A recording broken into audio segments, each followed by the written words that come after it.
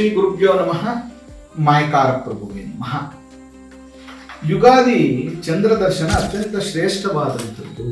ಯಾಕೆ ಅಂತಂದ್ರೆ ಚೌತಿಯಲ್ಲಿ ಚಂದ್ರ ದರ್ಶನದಿಂದ ಉಂಟಾದಂತಹ ಎಲ್ಲ ದೋಷಗಳು ಮತ್ತು ನೀವು ಗೊತ್ತಿಲ್ಲದೆ ಮಾಡಿರುವಂತಹ ಅನೇಕ ತಪ್ಪುಗಳ ನಿವಾರಣೆ ಈ ಚಂದ್ರ ದರ್ಶನದಿಂದ ಆಗುತ್ತೆ.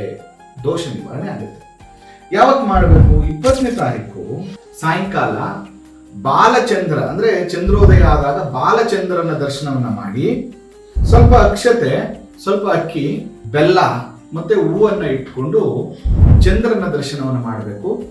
ಆ ದರ್ಶನವನ್ನು ಮಾಡುವಾಗ ನಮೋ ಧರ್ಮಾಯ ಮಹತೆ ನಮಃ ಕೃಷ್ಣಾಯ ವೇದಸೆ ಶುಭಂ ಭವತು ಮೇ ನಿತ್ಯಂ ಚಂದ್ರ ದರ್ಶನ ಪುಣ್ಯತಃ ಅಥವಾ ಓಂ ಕ್ಲೀಂ ಸೋಮಾಯ ನಮಃ ಈ ಮಂತ್ರವನ್ನ ಜಪ ಮಾಡಬೇಕು. ಅದಾದ ಮೇಲೆ ನನ್ನ ಜೀವನದ ಎಲ್ಲ ಸಂಕಷ್ಟಗಳನ್ನು ನಿವಾರಣೆ ಮಾಡು ಅಂತ ಹೇಳಿ ಪ್ರಾರ್ಥನೆಯನ್ನ ಮಾಡಬೇಕು.